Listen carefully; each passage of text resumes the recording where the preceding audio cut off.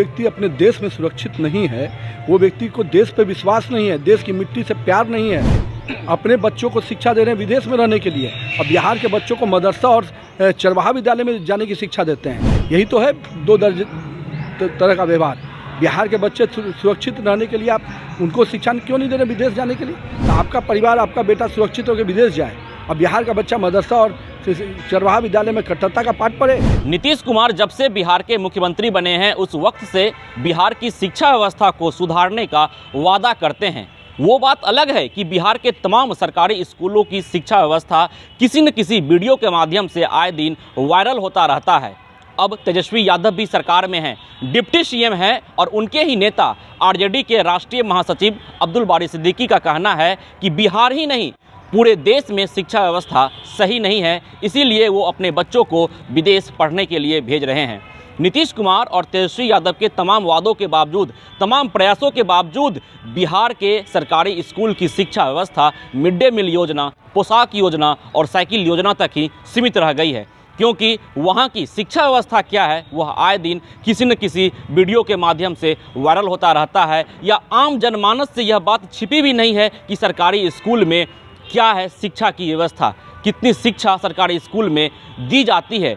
नीतीश कुमार वादा जरूर करते हैं कि बिहार के तमाम सरकारी स्कूलों में पढ़ाई होती है, शिक्षक हैं, वहाँ पे समुचित शिक्षा दी जाती है, लेकिन गवाह है यहाँ की जनमानस, गवाह है वो तमाम वायरल वीडियो कि बिहार की सरकारी स्कूल की शिक्षा व्यवस्था क्या है।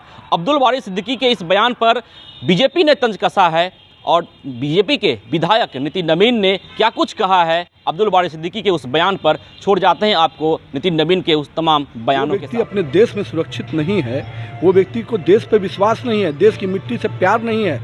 अपने बच्चों को शिक्षा दे रहे हैं विदेश में रहने के लिए, और बिहार के बच्चों को मदरसा और चरवाहा विद्यालय में जाने की शिक्षा देते हैं। यही तो है दो तरह का व्यवहार।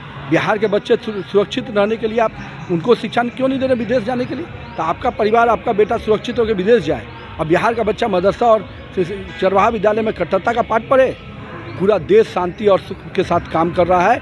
132 करोड़ की आबादी का आवाम आज पूरी तरह से विकास के रास्ते में नरेंद्र मोदी के साथ चल रहा है, और कहीं कोई देश में दंगा नहीं है, कहीं कोई आतंकवादी घटनाएं नहीं है। तो डर किस बात का है? डर केवल इस बात का है कि 40 सालों में इन्होंने जो राजनीति की है वो राजनीति अब हाशिए पे है। लेकिन तेजस्वी नीतीश यादव कहते हैं कि बिहार में शिक्षा व्यवस्था सुधर गई है, तो पूछना चाहिए ना अब्दुल बारी सिद्दीकी से कि तेजस्वी अगर शिक्षा व्यवस्था सुधार रहे हैं तो आज अब्दुल बारी की सिद्दीकी को क्यों बाहर जाना पड़ रहा है? और यहाँ पर शासन तो मुख्यमंत्री और लालू जी के साथ शागिर्द में बने हुए हैं, तो अभी भी उनको बेचैनी है क्या? सर एक सवाल केवल, पीयूष गोयल जो केंद्रीय खंडन भी किया, उनका कहना था कि हम इस तरह के कोई मेरी मंशा नहीं थी, फिर भी उन्होंने कहा है कि अगर मेरे बयान से किसी को व्यथा हुई तो मैं उसके लिए माफ़ी मांगता हूं। तो इस पूरे विषय पर पीयूष गोयल जी ने अपनी बातों को सारे तरीके से रख दिया है। बिहारी के चुनाव में आप कैसे देखते हैं उस बयान को? तो मैंने तो स्पष्ट कहा, जब उन्होंने कहा कि मेरा बोलने का ये तात्पर्य ही नहीं था, मैं उसके बाद भी अगर किसी को मेरी बातों से बुरा लगा है तो मैं माफ़ी मांगता हूँ, तो अपने आप में ये बात समाप्त हो जाती है। सर एक बात बताइए, 24-25 के चुनाव में क्या उनको प्रचार में बुलाएंगे आप यहाँ